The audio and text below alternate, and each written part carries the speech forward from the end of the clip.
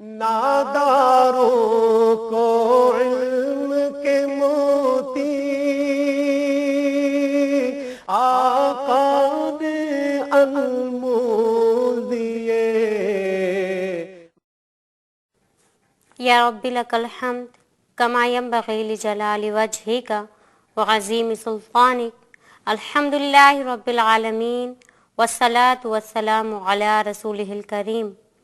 رب اشرح لی صدری ویسر لی امری واحلل عقدۃ من لسانی یفقہوا قولی.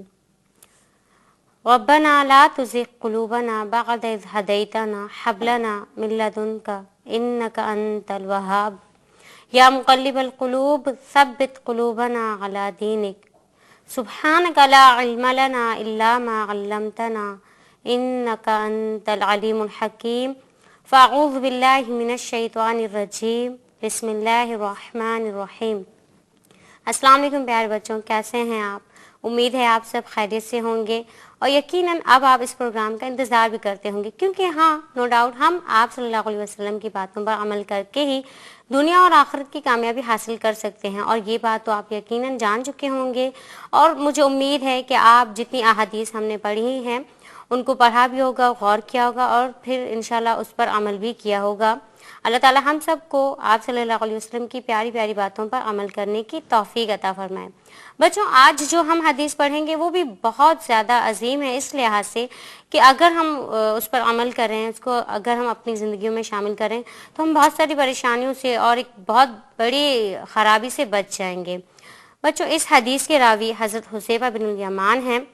سب سے پہلے ہم ہمیشہ کی طرح راوی حدیث کا تعارف پڑھتے ہیں. اس حدیث کے راوی حضرت حذیفہ بن الیمان جو ہیں وہ عظیم صحابہ میں ان کا شمار ہوتا ہے، اور یہی نہیں بلکہ قراء اور فقہاء میں بھی ان کا شمار ہوتا ہے. اور انہوں نے سن 35 ہجری میں مدینہ منورہ میں وفات پائی.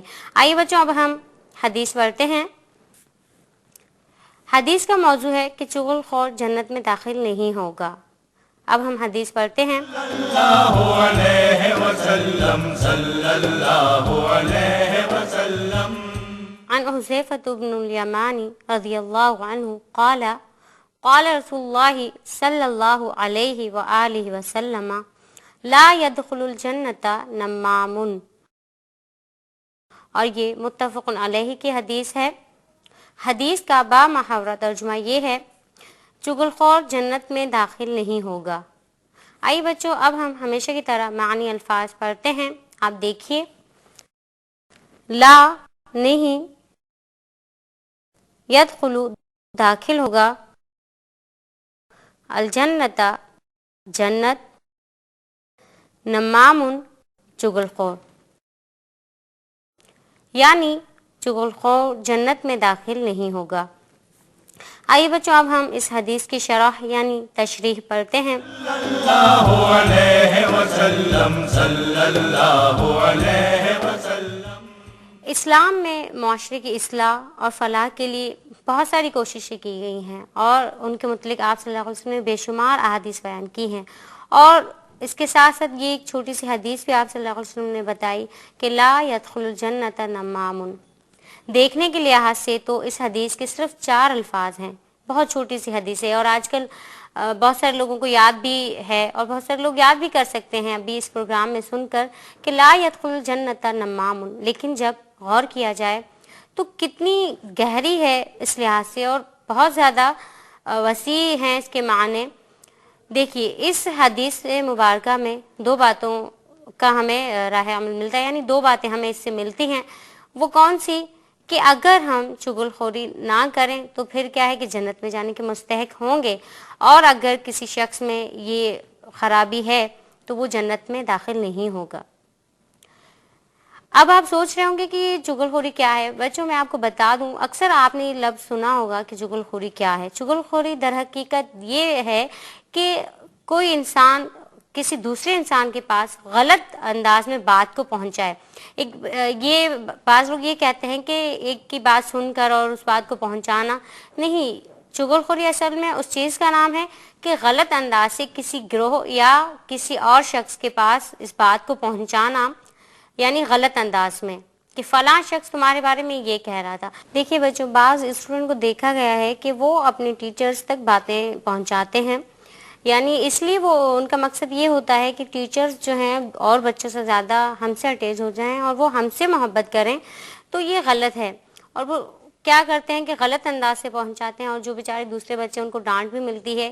تو اس طرح خوش نہیں ہونا چاہیے، بلکہ یہ غلط ہے. اب تو آپ نے یہ حدیث بھی سن لی ہے کہ لا يدخل الجنۃ نمام. پتہ ہے کیا ہوتا ہے اس طرح سے کہ دو گروہوں میں اس طرح سے محبتیں بھی ختم ہو جاتی ہیں. اگر کسی اور انسان سے ہم کسی کی بات غلط انداز میں پہنچائیں گے تو لازمی سی بات ہے کہ اس کے دل میں اس کے لیے اگر تھوڑی سی بھی محبت ہوگی یا برائی نہیں ہوگی تو اس کے دل میں اس کے لیے برائی پیدا ہوگی، اور اس طرح سے باہمی محبتیں جو ہیں وہ ختم ہو جائیں گی، اور معاشرے سے اتحاد و یگانگت جو ہے وہ ختم ہو کر رہ جائے گا. اس لیے اللہ تعالیٰ نے اس مبارک حدیث کو آپ صلی اللہ علیہ وسلم کے ذریعے بتایا کہ چغل خور جو ہے جہنم میں جائے گا، وہ جنت میں داخل نہیں ہوگا. یعنی اس کو جہنم کی وعید سنائی جا رہی ہے. کیوں؟ کیونکہ وہ لوگوں تک غلط انداز میں باتیں پہنچاتا ہے. اس لیے ہمارا کردار کیا ہونا چاہیے کہ ہم کبھی بھی اس طرح سے غلط باتیں لوگوں تک نہ پہنچائیں. اور دوسری بات میں یہاں یہ بھی کہوں گی کہ اگر کوئی آپ کے پاس بھی آتا ہے کسی کی غلط بات لے کر کہ فلاں شخص آپ کے بارے میں یہ کہہ رہا تھا، تو آپ اس پر یقین نہ کیجیے. دیکھیے جس انداز میں اگر کوئی آپ سے اس طرح بات کرتا ہے اور جس طریقے سے یہ بہت بڑا گناہ ہے، چغل خوری جو ہے ساری باتیں بہت بڑا گناہ ہے جس پر اللہ تعالیٰ نے اس کو جہنم کی وعید سنائی ہے. تو جو اس بات کو سنتا ہے اور اس کو مانتا ہے تو پھر اس کی بھی یہی سزا ہوگی. جو غلط باتوں کو سن کر اور مان لیتا ہے ان لوگوں کی بھی یہی سزا ہے.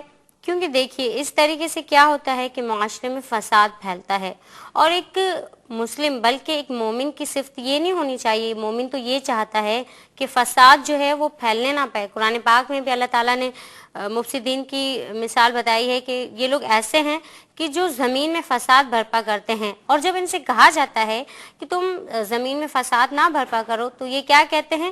ہم فساد برپا نہیں کرتے ہیں بلکہ ہم تو اصلاح کرنے والے ہیں. لیکن اللہ تعالیٰ نے اس بات کو ناپسند کیا ہے. ان لوگوں کو جہنم کی وعید سنائی ہے. ان کو دنیا میں بھی ذلت ہوتی ہے، آخرت میں بھی ان کو بالاخر ذلت اور جہنم کا منہ دیکھنا پڑتا ہے، ذلت کا سامنا کرنا پڑتا ہے دنیا میں بھی اور آخرت میں بھی. اس لیے اللہ تعالیٰ نے قرآن پاک میں بھی ان کی مثال بتائی ہے کہ یہ لوگ فساد کرتے ہیں، اوپر سے جب ان کو کوئی اصلاح کرتا ہے ان کی تو یہ کہتے ہیں کہ ہم فساد تھوڑی کر رہے ہیں. تو یہی بات ہے کہ جو شخص غلط بات کو دوسرے تک پہنچاتا ہے تو وہ یہی کہتا ہے، اس پر یہی ظاہر کرتا ہے کہ ہم تو اصلاح کر رہے ہیں. وہ آپ کے بارے میں اگر اس طرح غلط بات کر رہا تھا تو ہم آپ تک اس لیے پہنچا رہے ہیں تاکہ آپ ذرا ہوشیار ہو جائے. لیکن دیکھیے غلط بات ہے. ہمارے دین اسلام نے اس بات کو ناپسند کیا ہے، اور اتنا ناپسند کیا کہ آپ صلی اللہ علیہ وسلم نے کہہ دیا کہ لا يدخل الجنۃ نمام، کہ چغل خور جنت میں داخل نہیں ہوگا.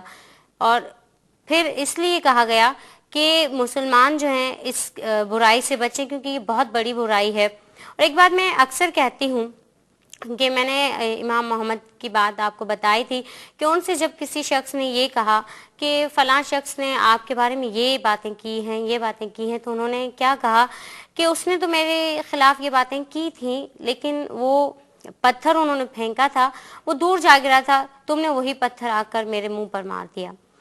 یعنی اگر کوئی آپ کے پاس آتا ہے کسی کی برائی لے کر بھی تو آپ اس کو ایکسیپٹ نہ کریں، آپ اس کو قبول ہی نہ کیجیے، بلکہ ایسے لوگوں کو روکنا ہے ہمیں. کیونکہ دیکھیے اگر ہم ان باتوں میں دلچسپی لیں گے اور اس طرح کی باتیں ہم سنیں گے تو وہ لوگ اور زیادہ شیر ہو جائیں گے اور زیادہ ان کی ہمت بڑھ جائے گی کہ ہاں لوگ ہماری باتیں سنتے ہیں، یعنی ہماری غلط باتیں ہر کوئی سنتا ہے اور اس کو مانتا بھی ہے. تو اس طریقے سے کیا ہوگا؟ معاشرے میں فساد برپا ہوگا اور اللہ تعالیٰ ناراض ہوں گے. ہمیں اللہ تعالیٰ کی ناراضگی سے بچنا ہے کیونکہ ہمیں ایک سچا اور مومن مسلمان بننا ہے، نہ کہ نام کا مسلمان بننا ہے. کیونکہ ایک مسلمان کی صفت تو یہی ہے کہ وہ اللہ تعالیٰ کی تمام احکامات کو مانتا ہے، آپ صلی اللہ علیہ وسلم کی تمام باتوں کو مانتا ہے اور زمین میں فساد برپا نہیں کرتا ہے. بلکہ مومنین کی صفت کیا ہے کہ وہ برائی کو روکتے ہیں.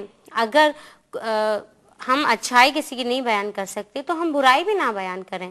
ہم اچھائی زیادہ تر تو آپ کوشش کیجئے کہ آپ اچھائی بیان کریں، کیونکہ جو شخص اچھا ہوگا وہ اچھے پہلو کو سوچے گا، وہ مثبت انداز میں سوچے گا، اور جس شخص کی سوچ ہی ایسی ہوگی تو وہ بری سوچ سوچے گا، اور جس کی سوچ ایسی ہوگی یعنی سوچ اگر بری ہوگی، برائی کی طرف راغب کرے گی، تو پھر اعمال جو ہیں وہ بھی ایسے ہو جائیں گے. اگر آپ کی سوچ اچھی ہے تو آپ کے اعمال اچھے ہو جائیں گے، اگر آپ کی سوچ بری ہے تو نو ڈاؤٹ کہ آپ کے اعمال بھی پھر برے ہو جائیں گے. اس لیے ہمیں بھی بچنا چاہیے.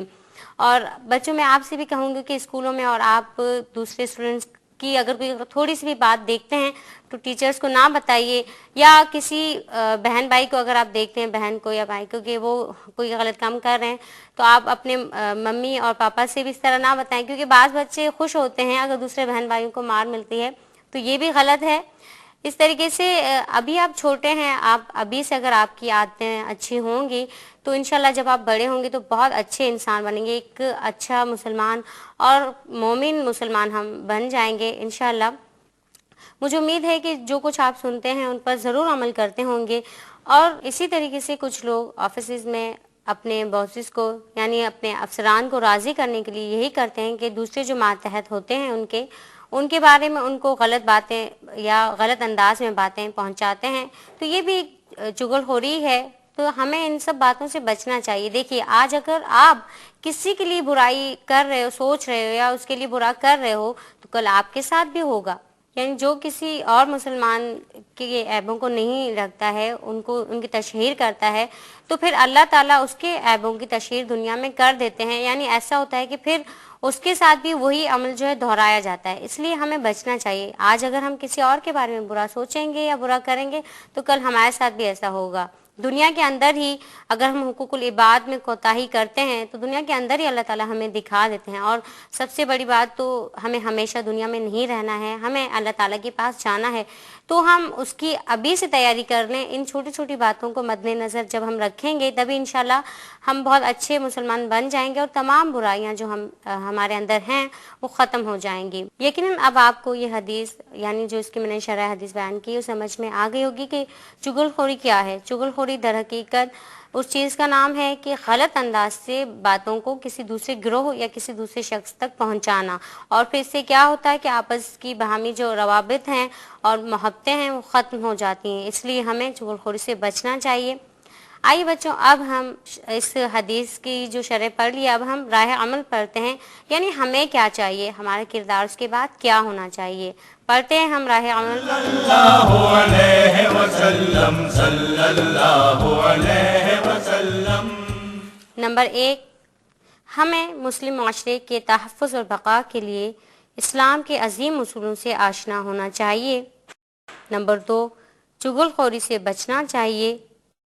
نمبر 3، چغل خور کو جہنم کی وعید سنائی گئی، چنانچہ اس معاشرتی برائی سے پرہیز کرنا چاہیے.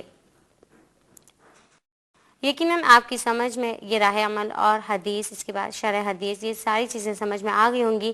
اللہ تعالیٰ سے دعا ہے کہ اللہ تعالیٰ ہم سب کو اس مبارک حدیث پر عمل کرنے کی توفیق دے، تاکہ ہم بہت بڑی برائی سے بچ جائیں اور جنت میں جانے کے مستحق قرار ٹھہرائے جائیں.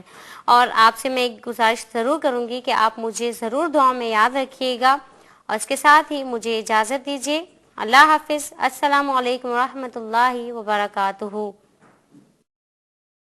اس پروگرام کی سی ڈیز اور ڈی وی ڈیز کے لیے درج ذیل پتے پر اپنے آرڈرز بذریعہ خط یا ای میل بک کرائیں. In charge QTV D120 site Karachi Pakistan. Email address qcampus@arydigital.tv. ناداروں کو علم کے موتی آقا نے انمول دیے.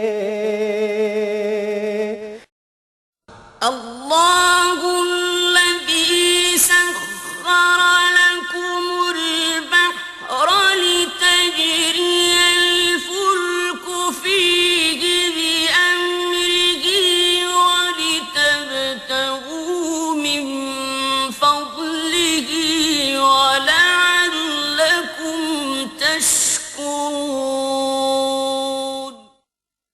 اللہ وہ ہستی ہے جس نے تمہارے لیے سمندر مسخر کر دیے تاکہ اس میں جہاز چلیں اس کے حکم سے، اور تاکہ تم اس کا فضل تلاش کرو اور تاکہ تم اس کا شکر ادا کرو۔